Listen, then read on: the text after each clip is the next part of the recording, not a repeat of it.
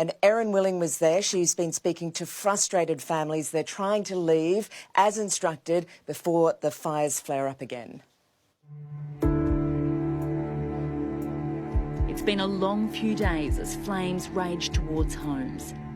Now it's a long drive to escape and time is running out. We've just been told that the SES guys want us out before Saturday. And where have you come from this morning? The holiday park right at the end. And how far away is that? Probably about 2 k's. 2 k's? How long have you been sitting here for? It'll be 3 hours in 10 minutes. Coming close. 3 hours? You've travelled 2 k's in 3 hours and you've still got to get all the way back to Sydney. Yeah. I've been stuck in first gear the whole time. With parts of the major roads now reopened, holidaymakers are finally beginning their long journey home. It is going to be a slow trip for many though, with traffic like this at a crawl and in some places banked up for kilometres. Taking us 2 hours to get to here. So where have you come from? From the van park, the entrance van park. And how far away is that? 14 k's, 7 k's. 7 k's and it's taken you 2 hours? Yes. For some, there was no question but to go. My main concern is getting the kids home safely. I've got family that's still down there, they're packing up, ready to leave. Others were given no choice.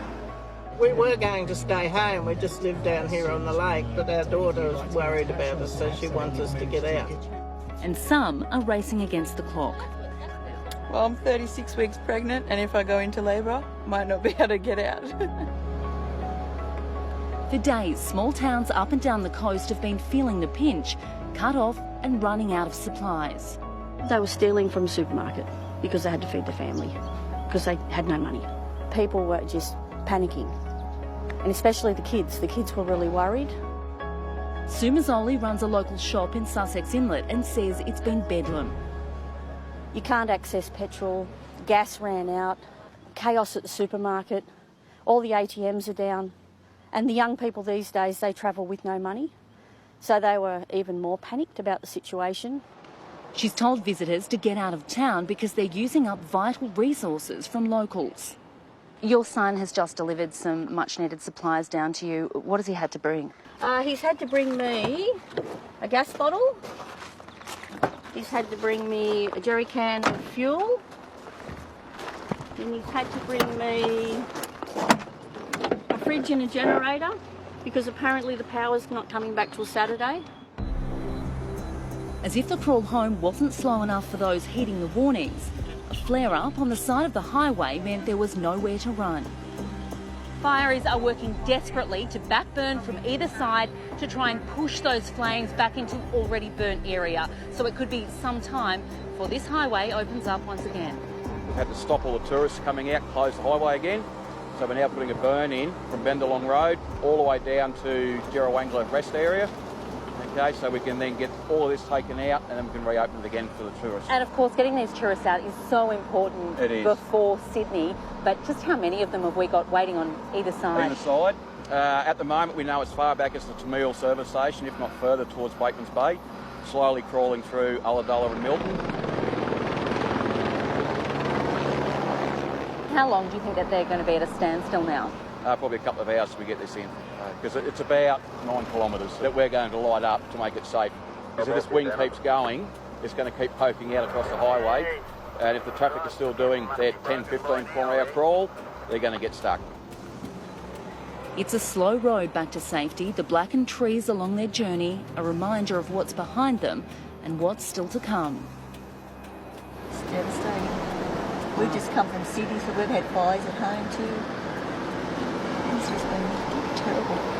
Yeah, got a house up at home and that's got us in trouble now. Yeah. Down here's in trouble, like it's pretty bad everywhere. And Erin Willing joins us from Lake Conjola tonight. Erin, there's poor communication for reasons that nobody can control. Supplies running out. People must be getting a bit panicky. What's the feeling? As you can imagine, that they are frustrated and they're exhausted. Some of these people have been waiting hours on the side of the road, including the elderly and many with just young families. Now, that roadway, the Princess Highway, is the major road that connects many of these small coastal towns. And while some of the drivers have chosen to turn around and try and find another way out, for many, they simply don't have enough fuel to do so.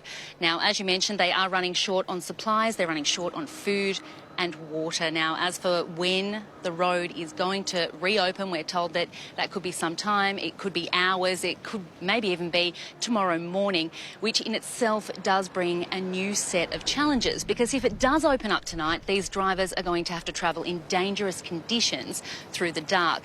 Now, for those that did manage to get up early and did get out, it has been a very slow crawl home. One person told us that it took them 9.5 hours to get from here at Lake Conjola all the way to Wollongong. Now, that's a journey that would normally take just 2 hours. Layla? Wow, a state of emergency has been declared from tomorrow. What does that mean for everybody there? Yeah, look, that's right. What that means is that for the local residents here and holiday makers that are still in at-risk earlier areas, they may be forced to evacuate. Now, we have spoken to some of the locals here and they say that's not going to be happening. They're not going to be going anywhere. And while the fireys have a very stern warning for them, they say that they are already stretched to the absolute limits. So if these residents are going to stay, they're going to have to be prepared to defend their homes and themselves. OK, thank you, Erin.